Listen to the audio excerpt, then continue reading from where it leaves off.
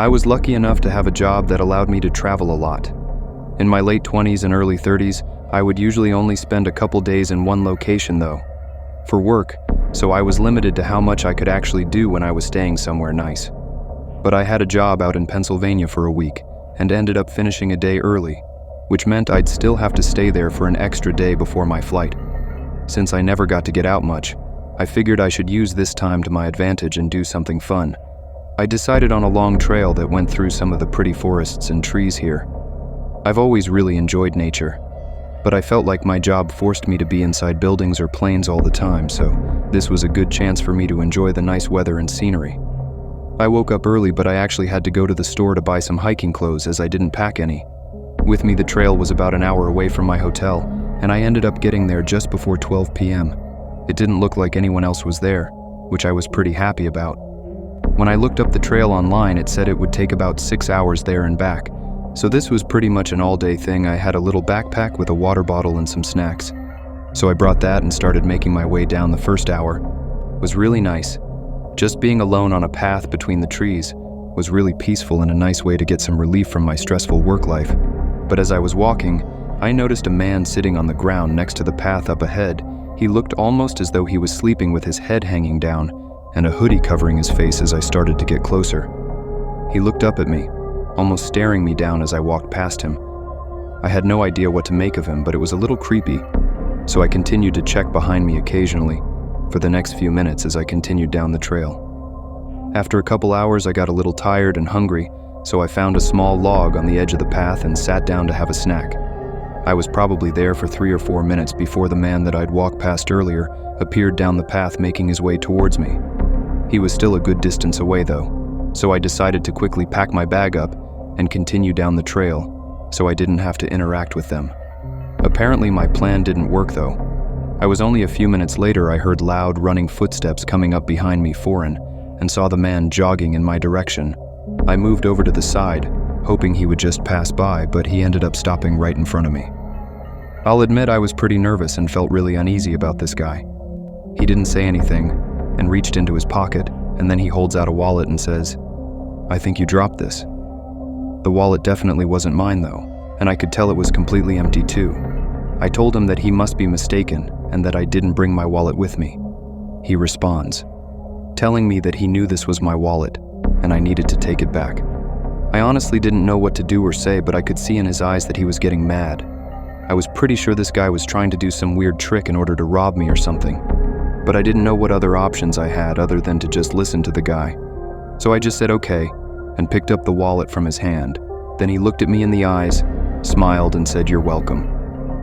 Then he began making his way down the trail. I stood there for a minute, processing the interaction I just had. Then I held out the wallet and looked at it more closely. It was one of those typical brown folding wallets and looked pretty worn and old. I opened it up and checked every pocket in it, but there wasn't a single thing in there. I was so confused I had no idea what to think, but I knew I didn't want to run into this man again, so I just started making my way back to my car. It was 4 p.m. now, and I had a little over 2 hours to go before getting back to my car. I tried my best to enjoy the walk, but I couldn't stop thinking about what happened, and it kept making me more and more nervous. I was constantly looking around to make sure he wasn't following me, but finally I could see my car up ahead. The sun was just beginning to set, casting a long shadow on everything, and my car was parked facing the trail, so I was walking towards the front of it once I was a few feet away. That's when I noticed a man's shadow coming from behind the car, as if they were crouched down. I stopped in my tracks, staring at their shadow next to my car. I knew that running away would almost surely end badly, but I also knew that he was probably going to try and steal my car and rob me once I tried to get inside. After a few seconds, I quietly reached into my pocket to feel for my keys, then started walking towards the passenger door. I quickly unlocked the car and got in through the passenger side. I could hear the man instantly jump up and run straight for the driver's side door, but I locked it from the inside. Just before he tried to open it. He started banging on the window as I crawled into the driver's seat and turned on the car. I could clearly see it was the same man from earlier, and he began screaming at me to give him the wallet back. I ignored him and reversed out of there and onto the main road, where I drove away as quickly as I could. As I was pulling away, he ran back onto the path and into the trees. I guess my plan had worked, assuming it threw him off by not going to the driver's side door and gave me time to get in and lock it. There was a police station I remembered seeing on the way, so I stopped there and went inside to report the man and give them the wallet, and then I headed back to the hotel. I called one of my friends to tell them about it that night, as it was just such a crazy situation. It's pretty obvious he was either trying to rob me or steal my car, but I find myself still questioning what the purpose of the wallet was, as it didn't seem to have any real significance. Anyways, I'm just happy that I was able to make it out safely and without losing anything. I always carry a small pocket knife with me whenever I go for walks now, as you never know what crazy situations you can find yourself in. Thank you, my girlfriend, and I always enjoyed going for weekend camping trips pretty frequently. We used to live right inside the Appalachian region in Virginia, so obviously we'd find new places on or near the Appalachian Mountains. Both of us had pretty stressful work lives during the weekdays, so getting out in nature and staying away from home on the weekends really helped us at the time. This happened, we had already been on dozens of camping trips in the Appalachian Mountains, but none of them had ever ended like this. It was Saturday morning, and we decided on a very small 3-mile trail that leads to a nice isolated camping ground on a flatter part of the mountain. We had never been to the specific spot before, but from the amount of reviews the trail had on Google, we assumed it was a pretty well-known trail in campgrounds. We got our bags ready and packed the truck with our camping gear, and then we made our way out there. It was only a 45-minute drive from our house, but as we got closer it began raining quite a bit. This was pretty normal around the mountains here, so we were used to being out in the rain and didn't bother us enough to turn around. We pulled up to the trailhead, which was actually just off the side of the road, and we saw one other car parked on the side. We actually expected there to be more people considering the popularity of the trail, but we were glad it wasn't crowded though. As we started getting our gear out, my girlfriend pointed out that the parked car's passenger door was cracked open a few inches. We both looked around to see if the owner was nearby, but with no signs of them, I decided to go over and push it closed, as we assumed the owner must have accidentally left it open. The whole passenger seat was soaked from the rain already, but at least it wouldn't get any worse. I came back to our car to grab my stuff, and then we both started making our way down the trail. We talked about how weird it was that the door was open, and how most people would probably notice that their car wouldn't even lock due to the open door. It's worth mentioning, too, that it was clearly a pretty expensive newer car, which just made it more strange anyway. The rain started picking up at this point, so we began walking faster so we could get to the campsite and set up our tent. I want to say it took us about 2 hours to get to the end, as it was mostly uphill. Once we were there, the first thing we noticed was a tent already set up in the middle of the flat area. It was pretty small, definitely a one-person tent. We figured they were probably in there, sheltering from the rain, so we went to a far corner on the site and set up our tent there. We sat inside for an hour eating some food we brought and laying some of our stuff out to dry before hearing voices outside the rain hitting the tent. It was too loud to hear what they were saying. So I unzipped the front and looked out. I jumped a little bit as there were 2 men kneeling down and looking at us from just a couple feet away, but then they smiled and introduced themselves. They said they were staying in the tent in the middle and that they'd been here a few days.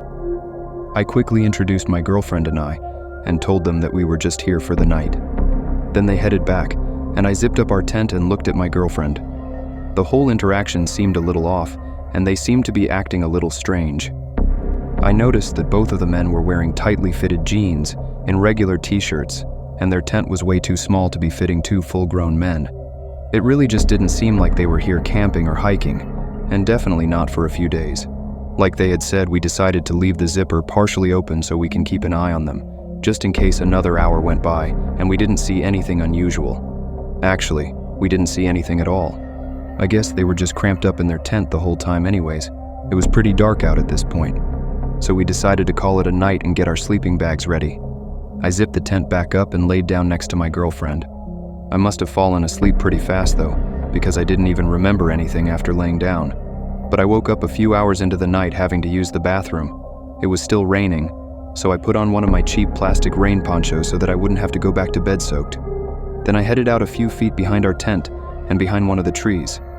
But through the rain I could hear voices. It was really hard to tell where they were coming from, though I turned my head all around looking in every direction as I started to get a little paranoid, but I didn't see anyone. Then I looked over at the small tent in the middle and noticed the front zipper was open. It was hard to see in the darkness and through the rain, but I was pretty sure that nobody was in there. I knew that the men had told me that they were staying the night in the tent. So this started to get me even more worried. I ran over to my tent and shook my girlfriend awake and told her about the situation. She was clearly tired, but I could tell that she was just as worried as I was as we were discussing what to do. We both heard it. Voices coming from behind our tent. I wasn't sure what to do, but I knew sitting in the tent didn't feel very safe anymore. I told my girlfriend to pack the bags quickly and be ready to leave if we had to. Then I grabbed a small pocket knife and quickly got out and looked over at the trees. Saw the two men from earlier standing there just a few feet from our tent. I remember this moment very clearly, as both men looked at me with absolutely no emotion. They didn't make any facial expressions or even move at all. I knew at that moment that these men were planning on doing something horrible. They were not scared of me at all. A second later, my girlfriend looked out of the tent, which took me out of my state of shock, and I yelled at her to go, pointing at the trail back down the mountain I followed, after her leaving my bag in the tent behind. I looked back just as we made it to the edge of the campsite, and the two men were still standing there. They didn't even try to chase us or anything. They just stood and watched us as we ran away in total fear. I'd say we were full on sprinting for 10 minutes before slowing down and walking quickly for the rest of the way. When we got back to the car, we saw the other parked car was still there, but the passenger door was opened again. I immediately drove us down to the nearest gas station, where we called the police and were met by them a few minutes later to talk about what had happened. A few days passed by, and then we get a lot more information, and it made everything even more terrifying when an officer went down to investigate the area. They found that the car belonged to an older man who had recently been filed as missing. All of the belongings from the car had been stolen, and they were able to confirm that the tent on the campground was the old man's as well. They didn't find the two men though, and they didn't find any real evidence other than their shoe prints. The old man wasn't found either, and as far as I know, he still has never turned up. This made my girlfriend and I both feel sick, knowing that we could have been just seconds away from something horrible. I guess we'll never know for sure what those two men were actually up to, but I think we can all make a pretty good guess based on the whole situation. But what I do know is that the image of those two men standing in front of me still haunts my memories to this day. It was near the end of October last year, which always makes for the best hiking weather, as it's not too hot and not too cold. I had a group of friends that I'd go hiking with a lot, but most of them had jobs with no set schedules, which would make it hard to find days where we could plan a hike together. So often I'd go for some shorter hikes alone and just enjoy the peace and quiet. I had the weekend off, so I found a nice hiking and camping trail nearby and drove up there on Saturday morning. I had actually been on this trail a couple years before and had always wanted to go back. It was a loop trail, so it basically went in a big circle from the start, and it was around a day and a half long. I parked my car in a small gravel parking lot and made my way up to the trailhead. The first few miles were flat and mainly just went through grassy fields before eventually leading into a forest at the bottom of a small mountain. At this point, it was probably midday, and I was well into the forest when I saw a man walking up ahead.